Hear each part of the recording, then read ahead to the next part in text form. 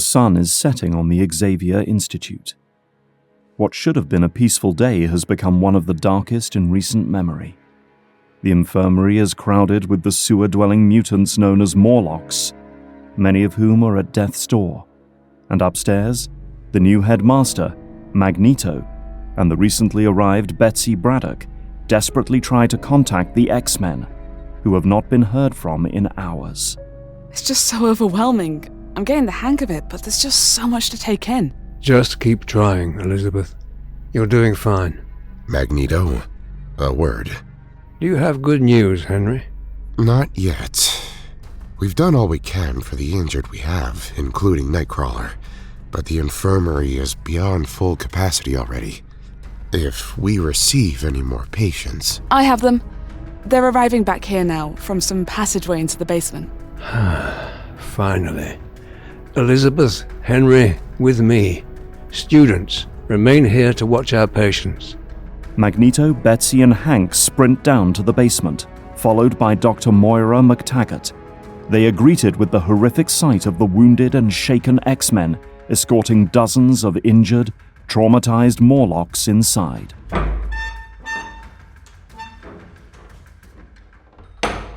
We made it. Home safe and alive.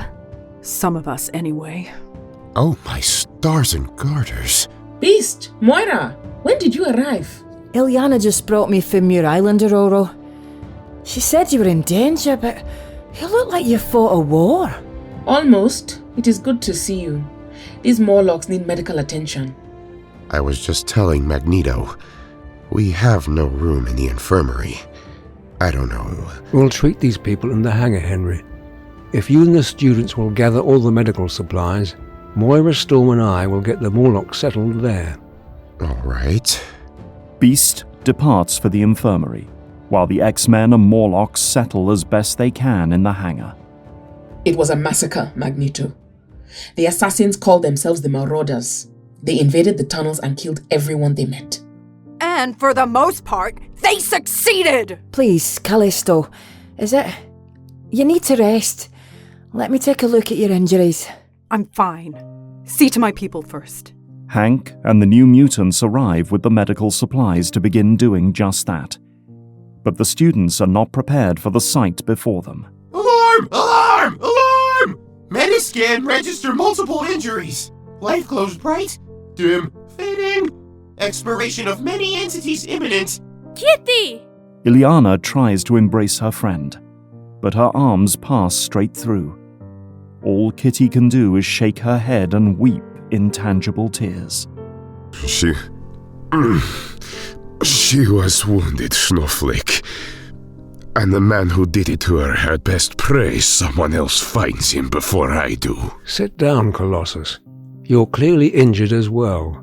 No, I can still help these people. I will see to my wounds only after I have seen to theirs.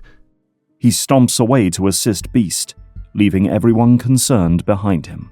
Nightcrawler and Shadowcat are the X-Men's most critical casualties, but I fear none of us have come away from this unharmed. I've never seen such carnage, Storm. School isn't equipped to handle this. We have no alternative, Moira. We cannot protect the wounded anywhere else. You mean this isn't over? It has barely begun. We must establish a security perimeter around the estate. If the Marauders pursue us, I wish for them to have a proper welcome. I'm on it, boss. Storm, what about Wolverine? Where is he? We need to know why the Marauders attacked. If they were acting on their own or working for someone else. I left Wolverine behind to bring us a prisoner who can tell us. I see. Elizabeth, I think you'd best return to Cerebro and try to get in contact with Logan. Of course. But why on earth would you leave him down there alone? You need not fear for Logan. This is a task for which he is fiercely well suited. A mile beneath Manhattan, in the tunnels where the Morlocks lived for so long and died so suddenly, Wolverine moves silently through the carnage, alert for the faintest sign of life, but finding only bodies, smelling them before he sees them. Been a long time since I saw slaughter this gruesome. Professional work, As thorough as it was merciless. He nods solemnly to the corpses that he passes.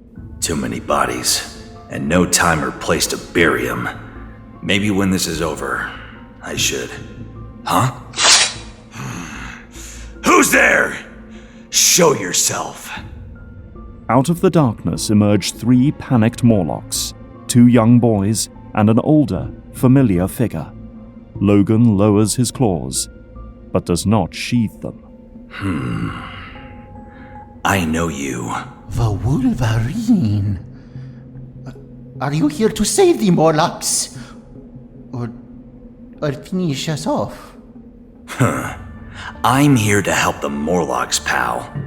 But that don't mean I like you. I remember what you did to Kitty. Caliban accepts that. Caliban just begs that you help these boys. They are innocent in everything. Logan looks at the young boys, one with green skin and one pink, and retracts his claws. You saved these kids? Caliban has tried. Caliban lost the other Morlocks in the chaos. Leech here neutralizes mutant powers, so Caliban cannot sense them. An X-Man was guiding us to find the passage to your mansion, but he was attacked by one of the intruders and ordered us to flee. I ain't got time to guide ya. I'm hunting the hunters. But we do not know. Logan? A glowing light, shaped vaguely like a butterfly, flares into existence beside him, illuminating the gloom. What the hell? It's Betsy Braddock. I was asked to mind link with you. What is that? 1 second, Chalky. I got a call. Braddock, stay out of my thoughts. They ain't pretty. Storm wants to know if you've encountered any of the Marauders? Not yet, but I'll get her one. Just one. The rest are mine. I understand. Girl like you, I doubt it. I'll keep this mind link open should you need assistance. I don't. But You're a stranger, girl. You've only just met the X-Men. Speak up when you know what you're talking about. In the meantime, you want to help? I'm with 2 Morlock kids and their guardian gremlin. Guide them back to the mansion, and stop bothering me. whatever you say. Good. Glad we're on the same page. Now I gotta go. I got work to do. Kids, Q-Tip, you got a guardian angel. Listen to the voice in your heads and stay out of trouble. He stalks away, leaving a baffled Caliban and 2 terrified children behind for Betsy to contact. Time passes as he moves through the darkness, and eventually he picks up more scents, and his doubts creep back in. There's that familiar scent again. If it's who I think it is, this is gonna get a lot worse. Makes sense he'd be here, though. Massacres are his stock in trade. But, wait a second. What's that scent? What's he doing down here?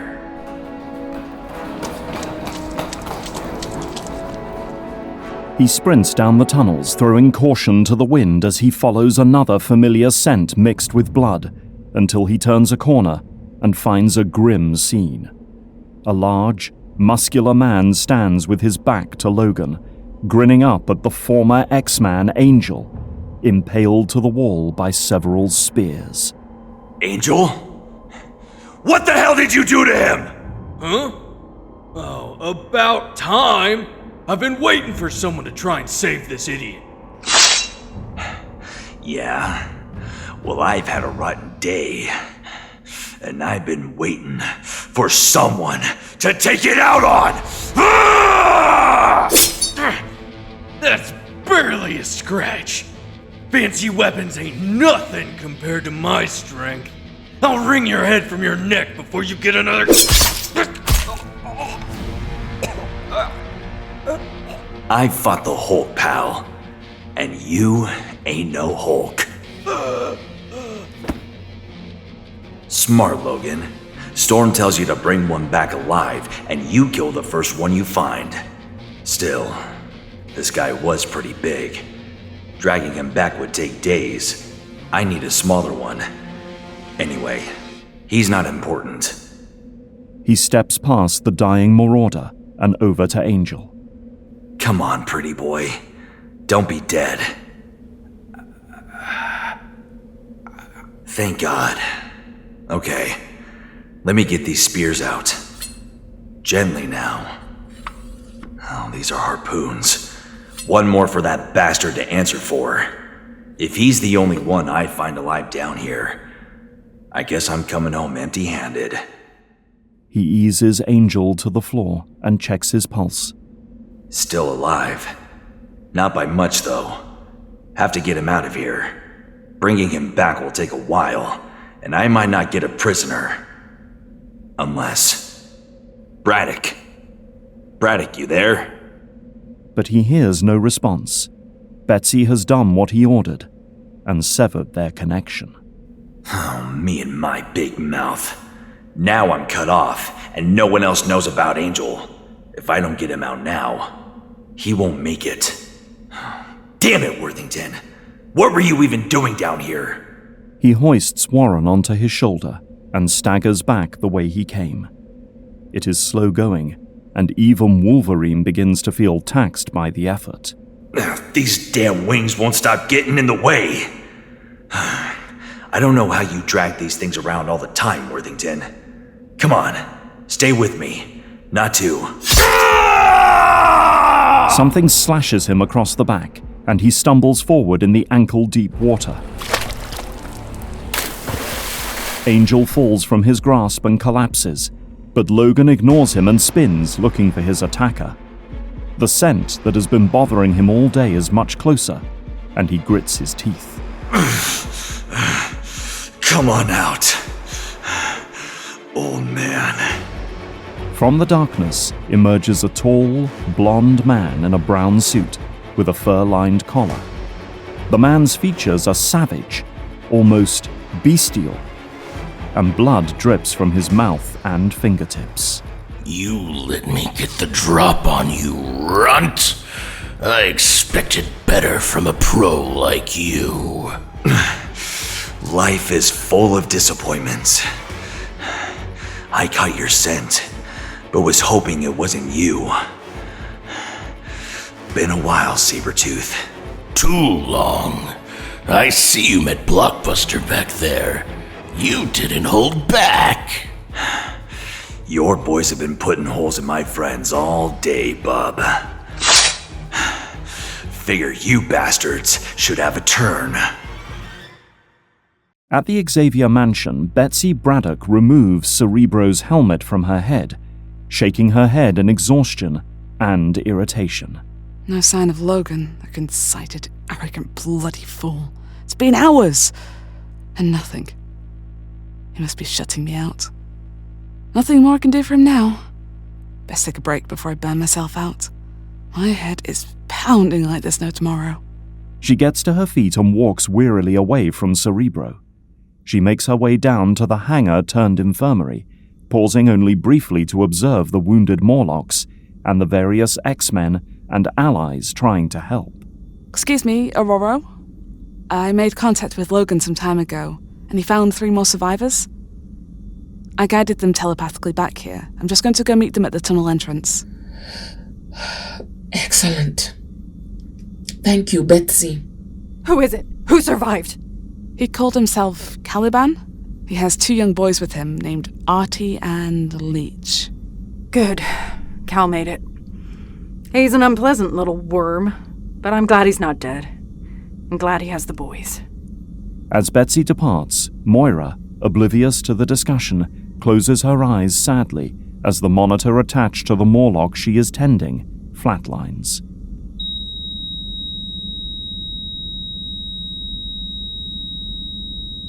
I'm sorry, Hank. He's gone. All right. Let's cover him up and clear him out. We need the space. We're losing so many. That happens in a war. We're not equipped to handle this, Eric. These people should be in a hospital. We're muties, woman. What hospital would take us? And how many regular people would risk their lives to protect us when the Marauders show up to finish the job? We got no place in surface society. We made our home in the tunnels underground because we thought we'd be safe. And look where that got us. As Callisto rages to the others, Aurora drifts away. Her head throbs and her vision clouds, and she finds herself standing over Nightcrawler's unconscious form. Kurt, please say something. Smile. Look at me, please. I need your laughter, your smile. I need your faith.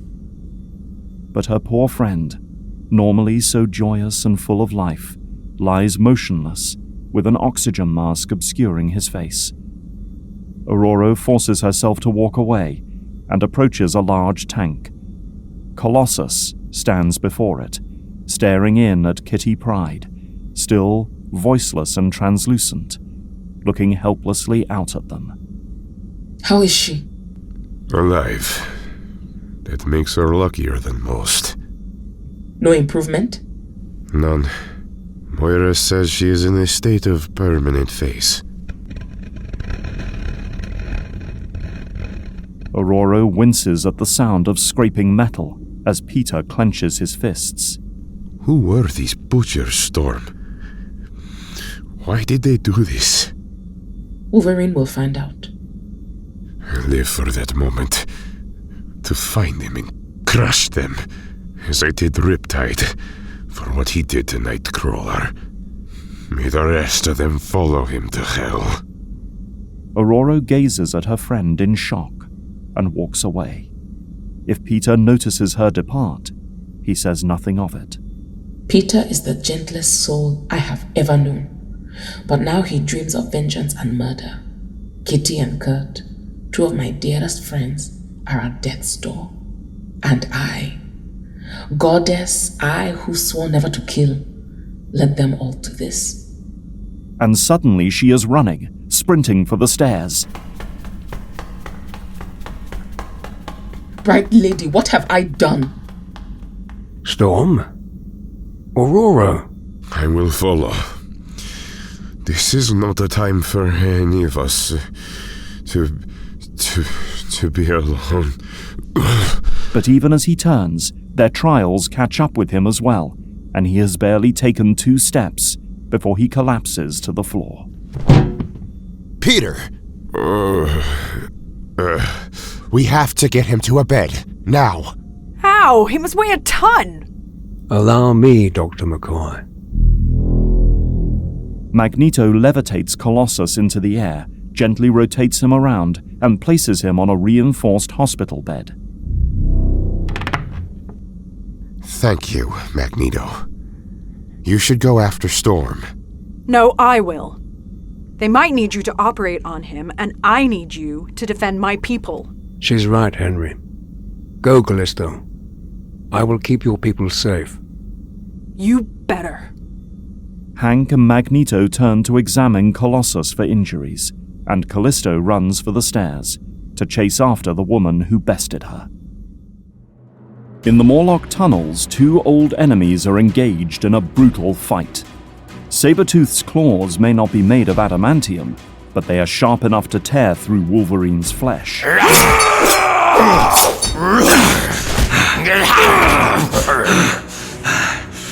Love the taste of blood, boy. Especially yours. What's your game here, Sabertooth? The Morlocks weren't a danger to you. Part of the job.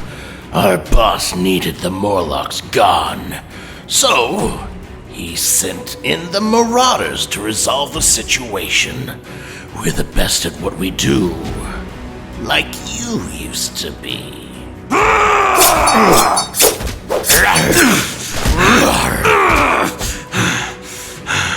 You always were a savage bastard. Who's your boss? You'll meet him soon. He wants all you ex-clowns gone too. Maybe I should come pay you all a visit. He lunges at Wolverine with horrific speed. Logan tries to dodge, but Sabertooth opens a bloody wound in his arm. Out of practice, run! You're fast, but I'm faster. You're strong, but I'm stronger. You kill, but I'm a killer. You ain't a killer. You're an animal, like I was. Till I learned to be a man. You think that makes you better than me? Because you went soft? Sure does, bub. Killing's easy. Living, though, hardest thing there is. Not as hard as this runt. Logan can't bring his claws up in time before Sabertooth sinks his own claws into Logan's chest. Sabertooth rips his hands out and throws his enemy to the ground.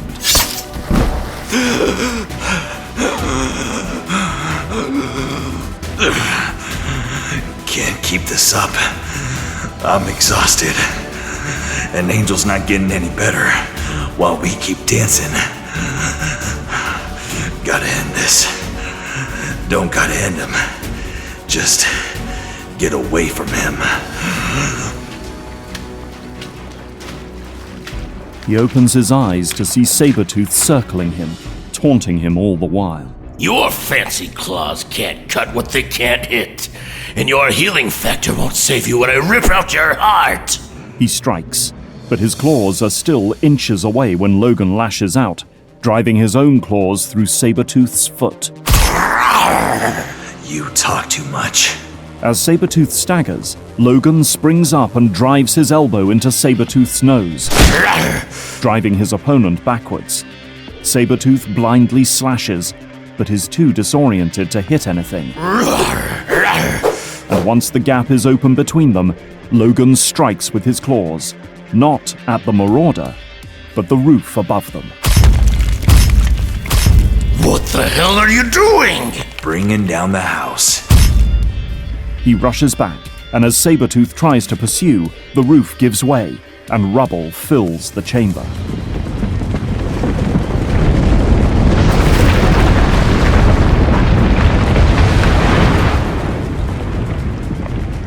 Logan, dragging the unconscious Warren, barely escapes, while Sabertooth vanishes beneath the rock.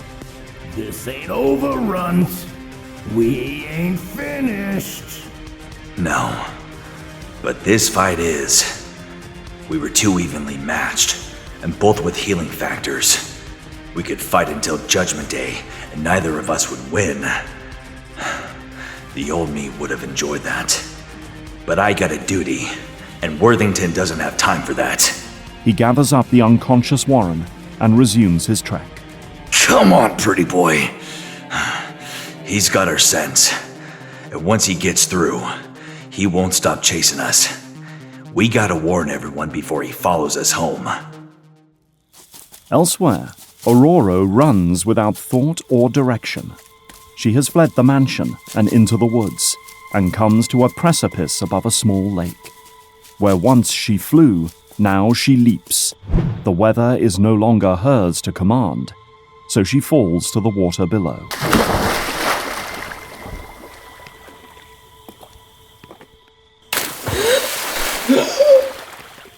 Goddess, bright lady of the earth and sky, tell me why. She drags herself up onto the bank and stares into the sky she can no longer reach. Must everything I care about be destroyed? Is that to be the achievement of my life?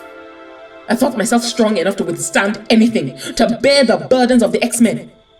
I am a fool. She lies on her back, tears streaming down her face as she falls silent, wishing the clouds would respond. Above her, she sees movement and recognizes Rogue, flying as she once did. Storm! Aurora! Where are you? Boss? Answer me! No, Rogue, please. I am finished. Leave me be.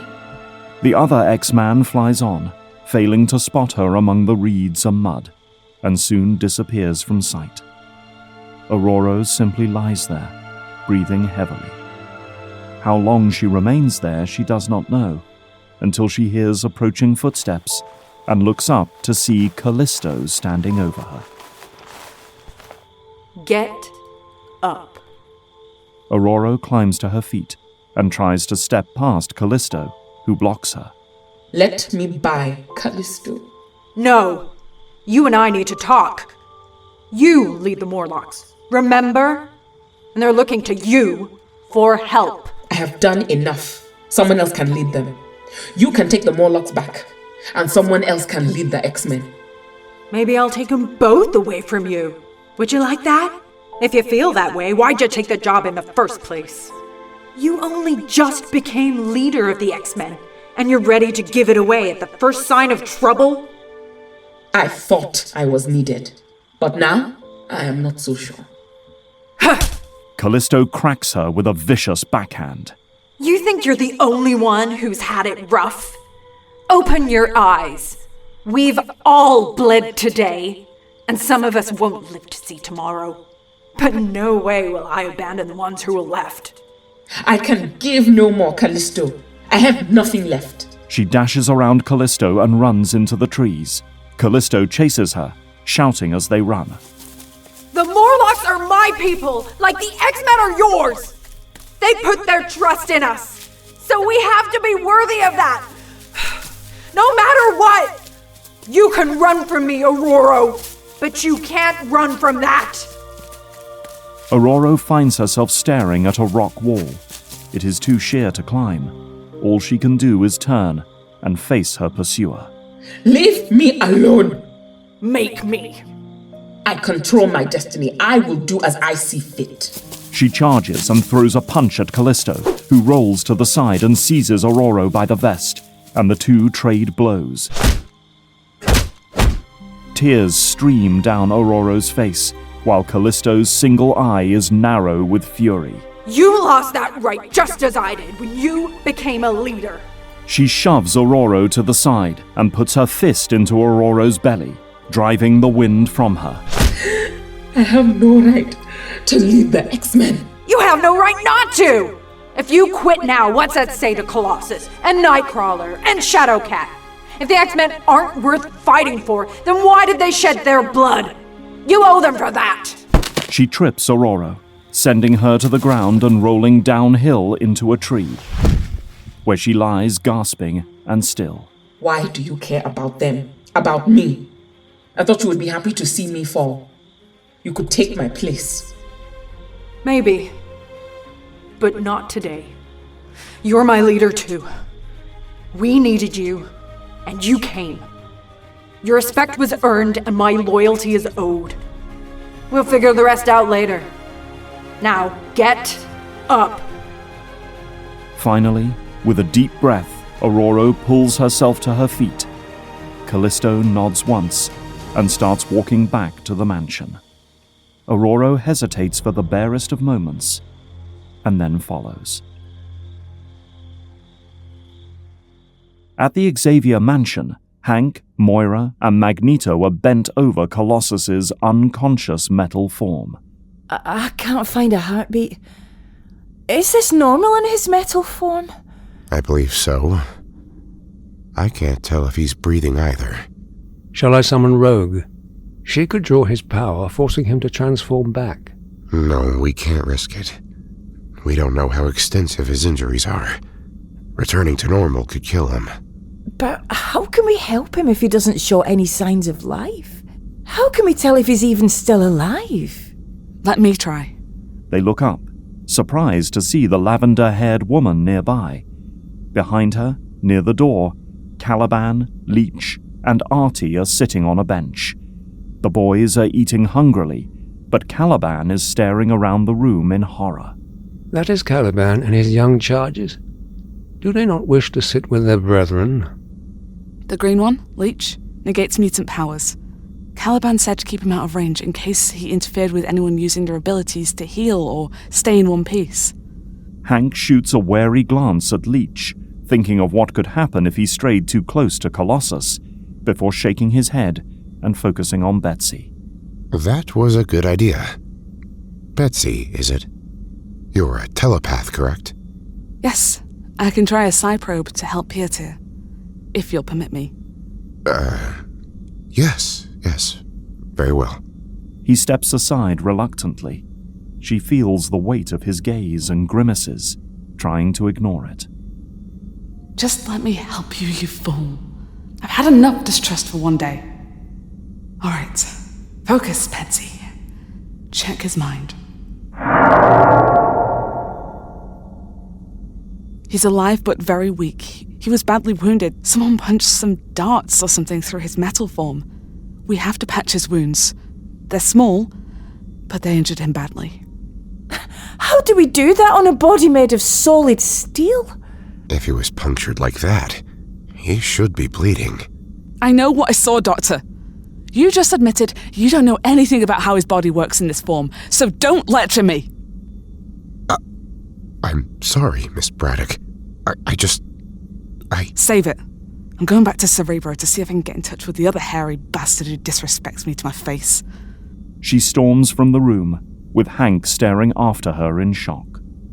I meant no offense. I know you didn't, Henry. It has been a long day for all of us. But Miss Braddock is trustworthy, and nor is she an amateur. When we first met her, she was holding off a group of sentinels single-handedly, and she has spent several hours helping us unconditionally, despite barely knowing us. She deserves our gratitude and our respect. Of course. I'll go apologize. Later, Henry.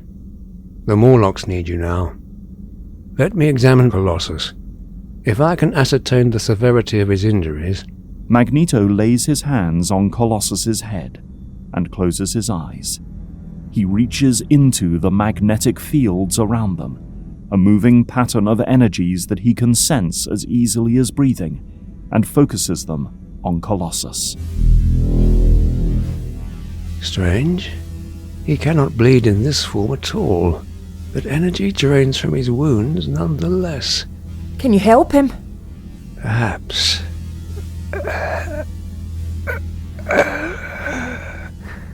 He draws strength from the magnetic fields until his perception is overloaded and refined, until he can make out the shape and structure of every molecule in Colossus's body.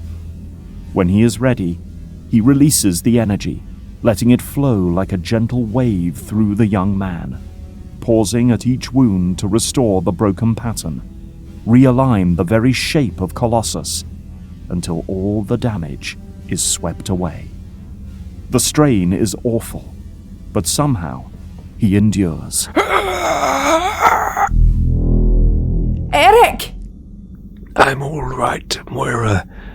I'm all right. On the table, Colossus's eyes slowly slide open.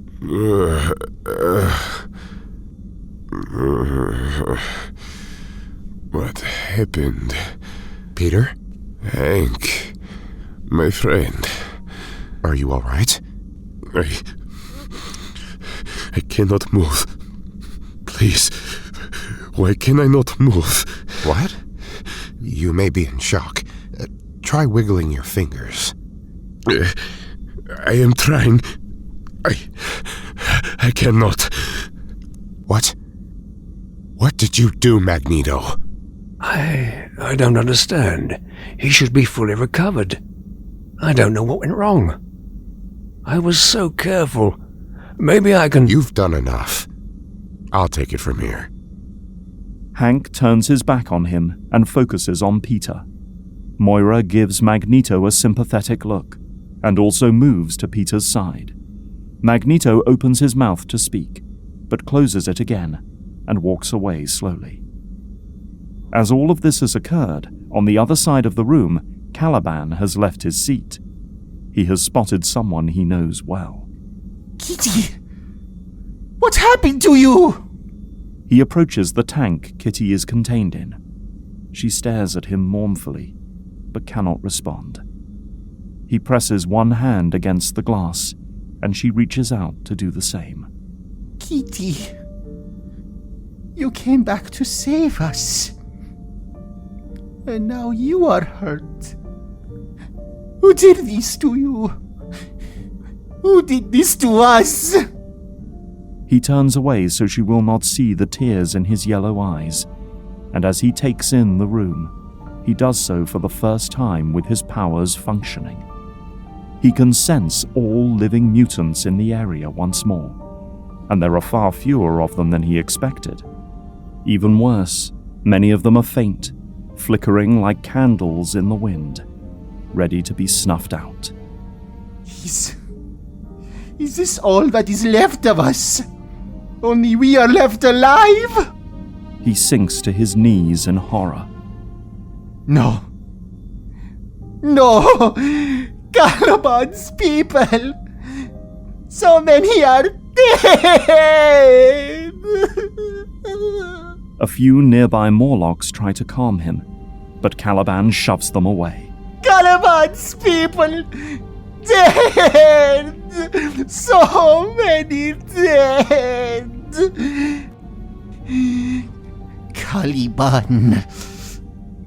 Caliban swears to use his hound's power to track down those murderers and destroy them, as they have destroyed us. As he rages, a firm hand falls on his shoulder. Calm yourself, friend. He looks up to find Magneto standing over him. Caliban has never met this man before, and he finds himself awestruck by his very presence and falls silent. Magneto gestures to him to follow, and they exit the room together, approaching the entrance to the passageway. Once they are alone, Magneto looks at Caliban sorrowfully. I was once in a very similar situation to yours, Caliban. I had seen my people murdered before my eyes, and barely any of us survived. I felt that same rage, the desire to kill everyone who had taken my people from me. That rage sustained me for decades after. Did you find the murderers? Yes. How did it feel? Meaningless. What? My rage only deepened, and my need to make it all mean something along with it. And as they deepened, the bodies only piled higher, and I lost sight of my soul. Please, Caliban, do not make the same mistake as I did. Caliban stares at him, unsure what to think. Magneto looks away, unable to meet the younger mutant's eyes. Eventually, Caliban grimaces and he walks away, leaving Magneto alone in the tunnel entrance. Poor fellow. I hope he understands. I've led too many mutants to ruin. The Brotherhood, and now the X-Men. Charles, old friend, I fear I have failed you again. Before that line of thought continues, he turns at the sound of footsteps staggering up the tunnel. He spins on his heel, watching for intruders, until Wolverine emerges, still carrying the unconscious Angel on his back. Wolverine! What happened to him? He needs help! Get him to the infirmary! I gotta warn the others. Warn them of what? I ran into a marauder, an old friend of mine, and if I'm right, he won't be far behind me. Sitting in Cerebro's chamber, Betsy Braddock struggles to focus.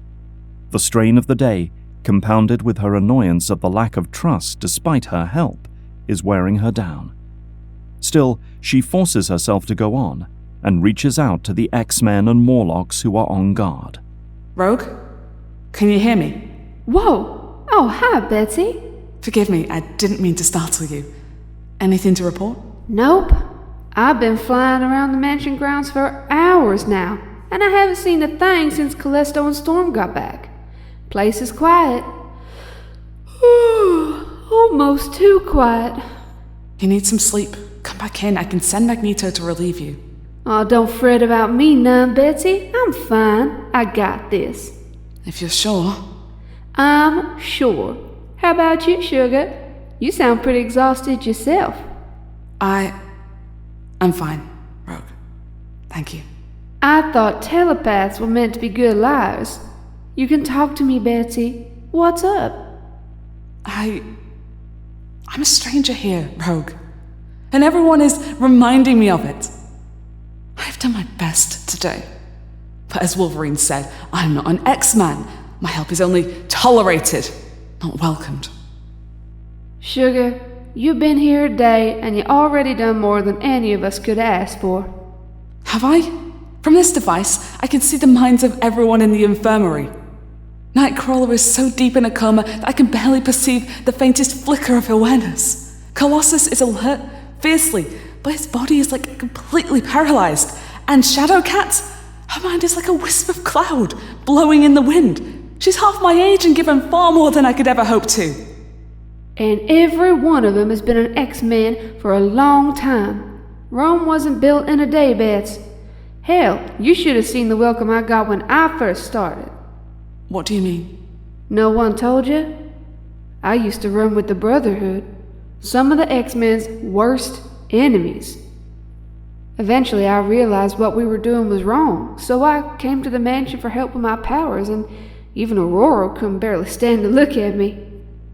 My God, I had no idea. It ain't easy for me to talk about. It took a long time for everyone to warm up to me. But look at us now. They'll come around, Bets. You just gotta give them time. Your moment will come. Now get some rest, girl.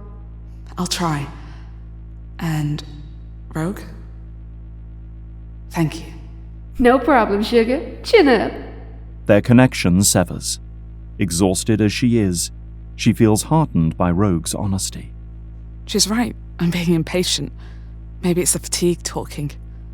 Time to take a break. I'll let Magneto know and... Wait. What's that? Something flares up on the periphery of her mind, and she focuses on it. A stranger on the grounds. Not one of the Morlocks. Someone else. Who is that? She falls backward from her chair and wrenches the helmet from her head. Her head is filled with blinding pain, and it takes several minutes for it to subside. Once it does, she gets unsteadily to her feet and staggers back over to Cerebro. A Marauder! His psychic defenses are incredible! I have to warn the X-Men! But before she can put the helmet back on, a shadow from the open doorway falls over her, and she barely jumps aside as a large form with sharp claws lunges at her. Her attacker's momentum takes him past her, slashing at her arm in the process before tearing chunks out of the Cerebro console. As the light catches his face, she hears people screaming a name from her brief glimpse into the Marauder's mind. Sabertooth! I knew I could feel someone knocking on my brain. Did you enjoy what it does to trespassers? Betsy doesn't answer, instinctively hitting him with a psychic blast instead. Caught off guard, he staggers back. You left the door open that time. She flees, still reeling from the initial backlash, racing into the main hall. She sees Moira coming out of the door down to the hangar and races to stop her. Get back in there! Seal the door! We can't let him near the wounded! Without waiting for an answer, Betsy shoves Moira back through the door and slams it. She sighs in relief as she hears the electronic locks engage, and sprints up the stairs as Sabertooth leaps out of the corridor. You ain't getting away from me, sweets! She flashes him a manic grin. Talk is cheap, Sabertooth. Prove it! She runs into the first room she sees, which she assumes must be Wolverine's, and seizes a nearby dumbbell. As Sabertooth rushes in after her, she swings it with her uninjured arm and smashes it into his face. He stumbles back, but seizes the dumbbell and smirks at her through a broken nose. Nice one for a lady. But you're out of your league. Catch! Betsy, back up against the wall, ducks as he hurls the weight at her. It shatters the window, and she leaps out, desperately reaching for the gutter. She manages to grab hold with her injured arm, and with excruciating pain, pulls herself to the roof, just as he leaps effortlessly up to join her. Are you just gonna keep running, or are you actually gonna fight back? Roar! He lunges at her with a roar. She flinches backwards, her arms flailing, and falls.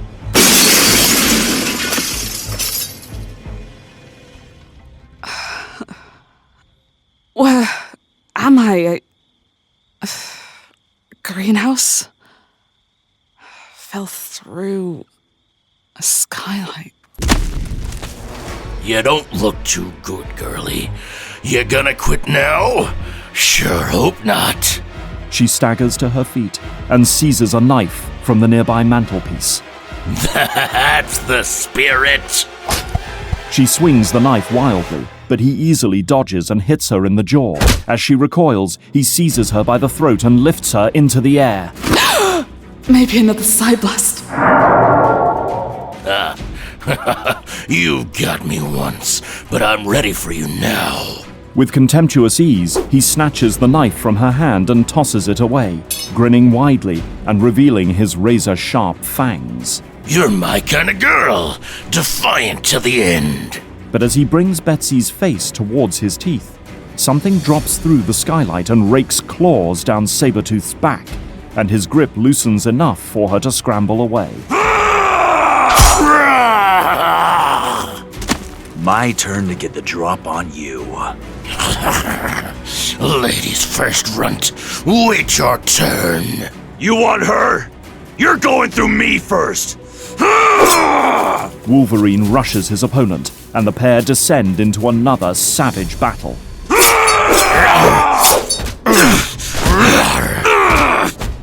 Betsy, forgotten for the moment, crawls away across broken glass, just as Storm rushes in.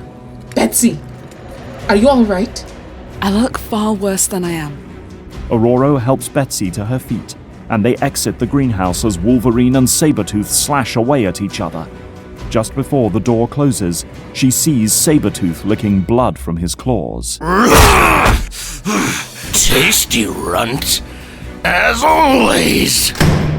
In the hallway, the two women find Magneto floating swiftly towards them with some improvised chains.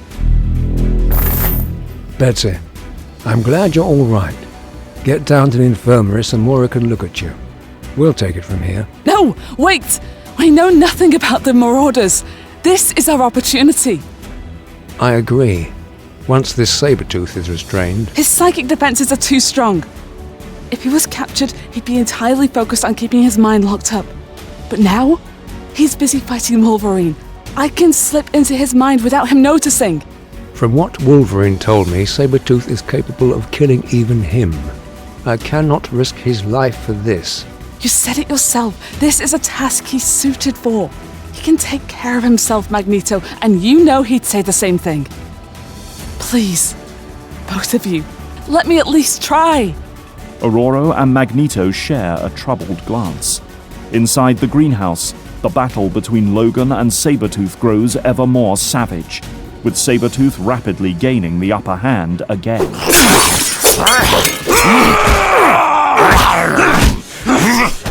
I should have killed you a long time ago! Yeah, you should've. But you didn't, so now I get to kill you. You're still just an animal. You know what a man has that an animal don't? Friends. Got that right. Son of a... Rogue blasts Sabertooth through the wall, and they crash to the ground outside the mansion. Both of them stagger to their feet. I don't know how you got past me, but you can get the hell out of our house. You're strong, girl, but you don't look too hot. Long day? If you want to come cut me up, you're welcome to try. Nah. I know who you are. I know what you do to people who touch you. Mystique told me all about you.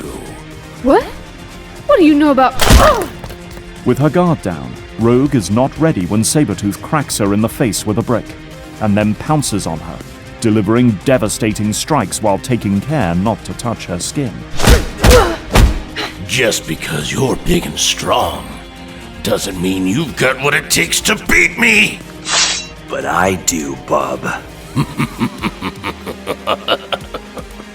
You just don't know when to stay down! The two resume their savage fight, and Logan does his best to draw Sabertooth away from Rogue.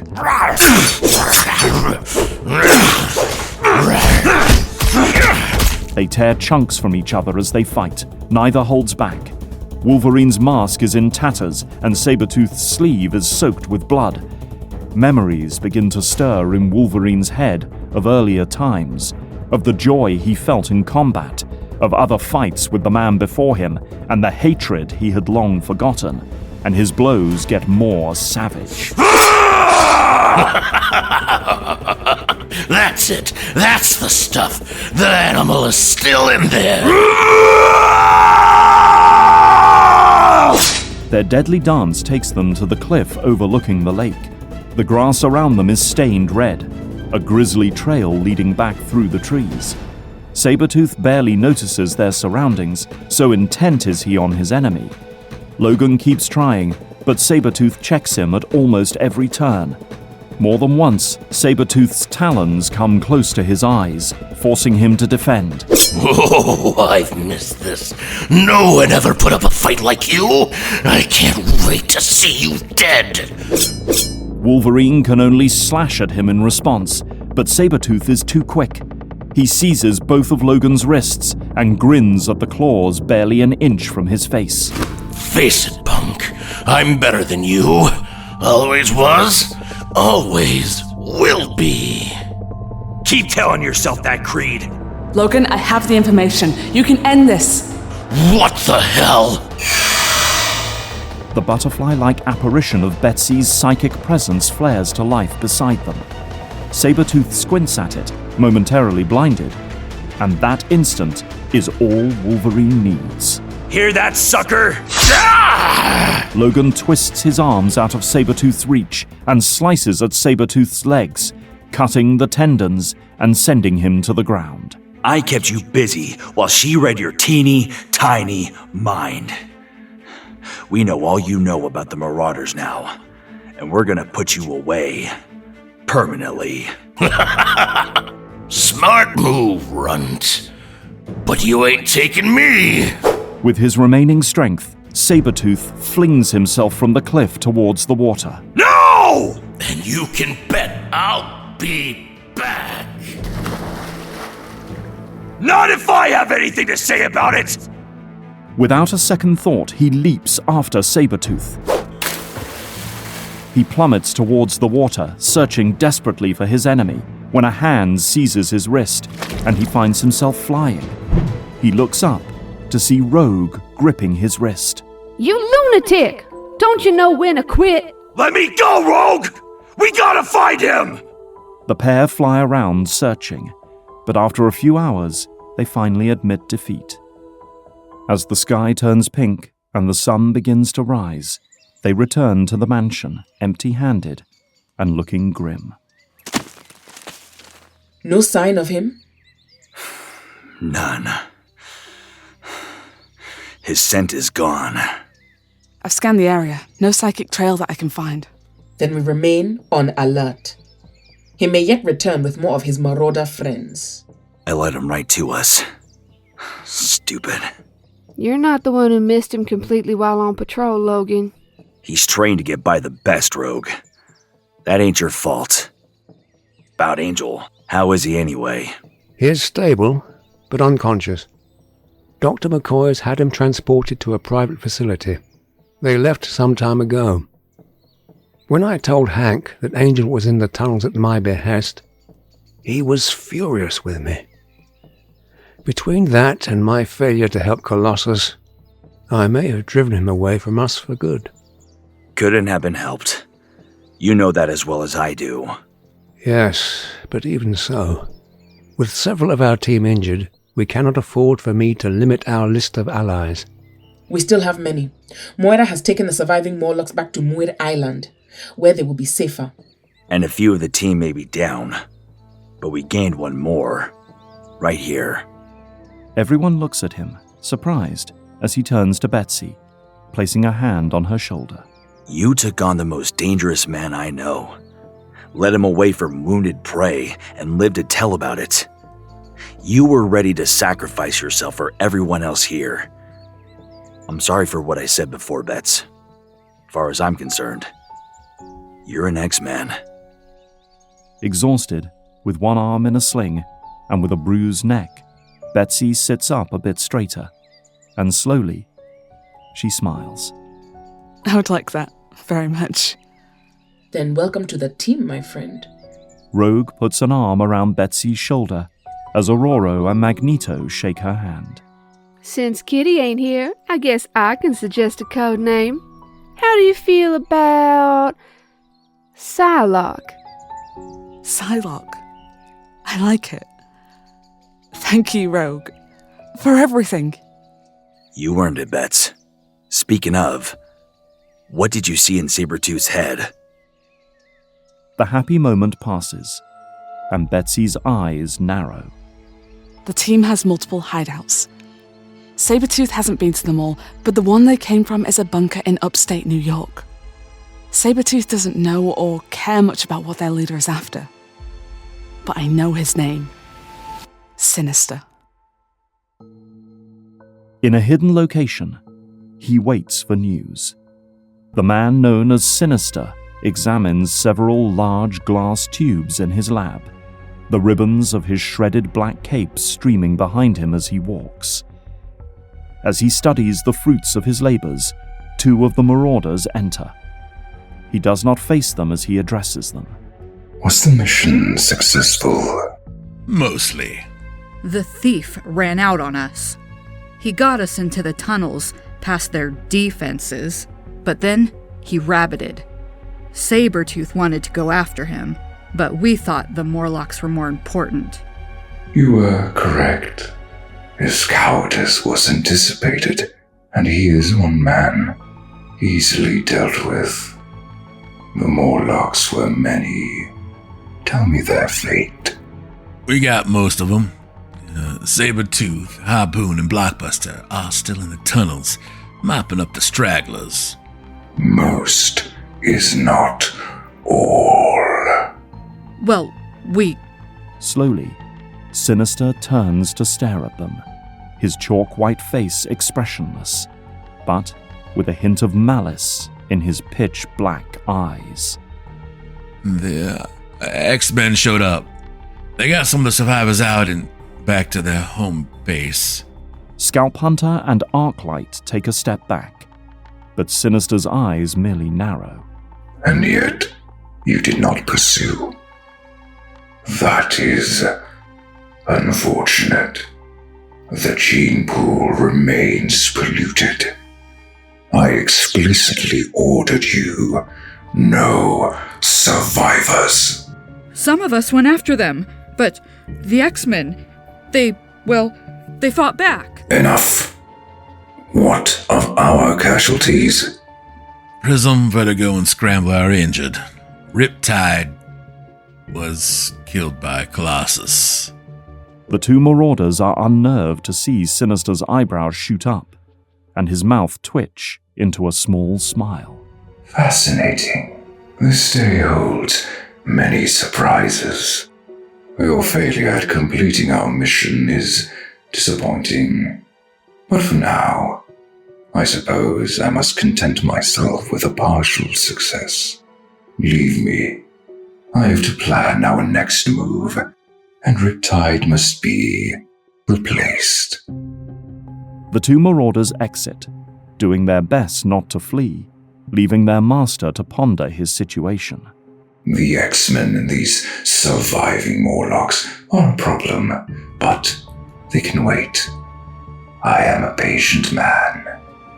First. He types at the terminal, and the screen displays a video feed of Scott Summers, his wife Madeline, and their baby son. It's almost time to claim my property. And in the Morlock tunnels, hours later, the massacre nears completion, as the marauder known only as Harpoon nears the last of his prey, the old Morlock woman named Plague, as she staggers through grey water and refuse to flee from him. Come and get me, brigand. Finally, someone who doesn't just beg for her life. I was getting tired of people screaming at me.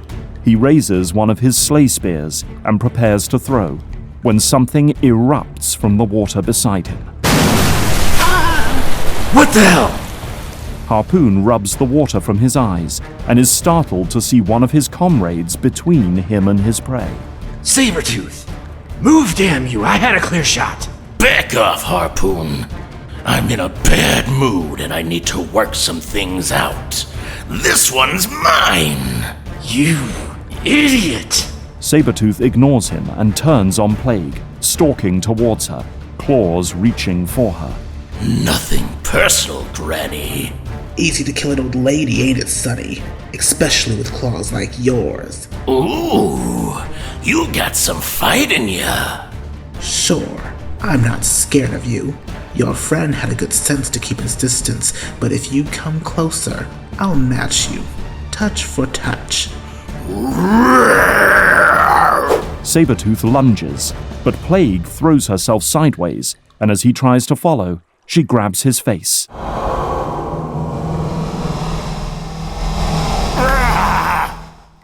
You're sick now. You got my virus in you, and soon it'll kill you. Sabertooth lands in the water at her feet, writhing in agony, his senses driven wild by the illness that overcomes him.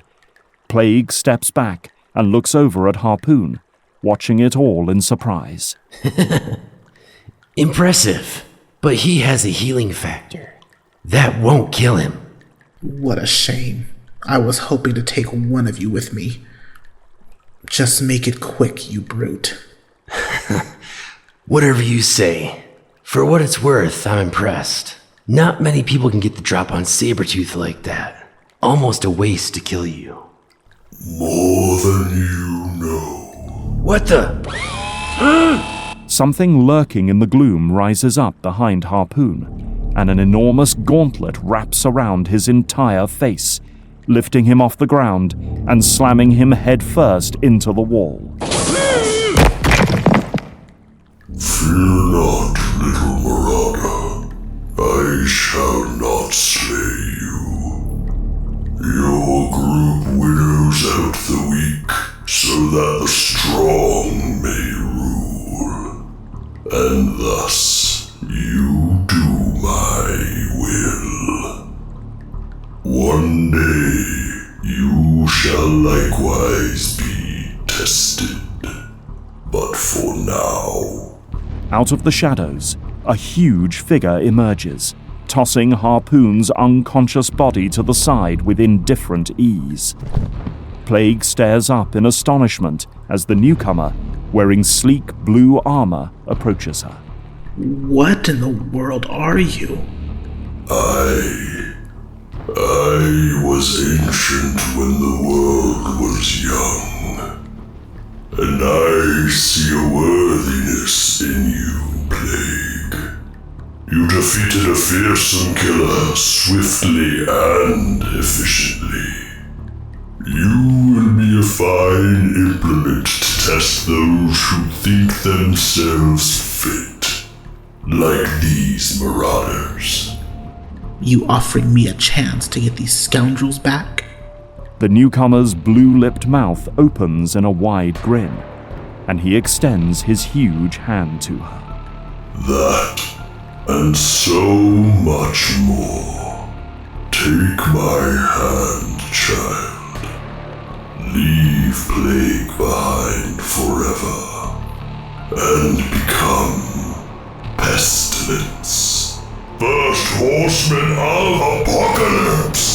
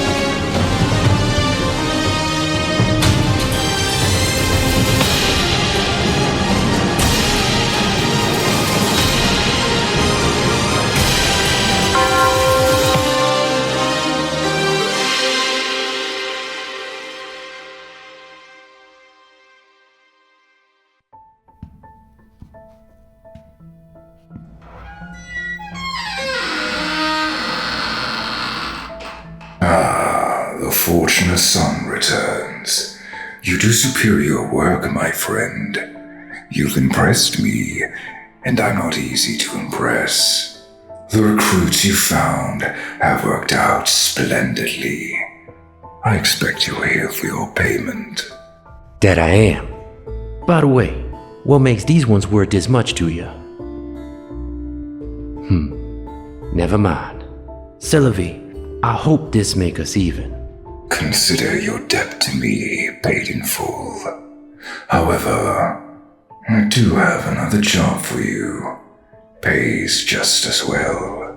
No, that was my last job. I plucked you from that obsolete little thieves guild and gave you everything. You think that you have the option to refuse Sinister? Well, Monsieur Essex, if that's the way this gonna be, may we step outside and see how the cards fall. Mon ami. Very well, Cajun. Be on your way, but rest assured, our paths will cross again. D'accord, maybe they will. Until then, though, the name's Gambit. Remember it.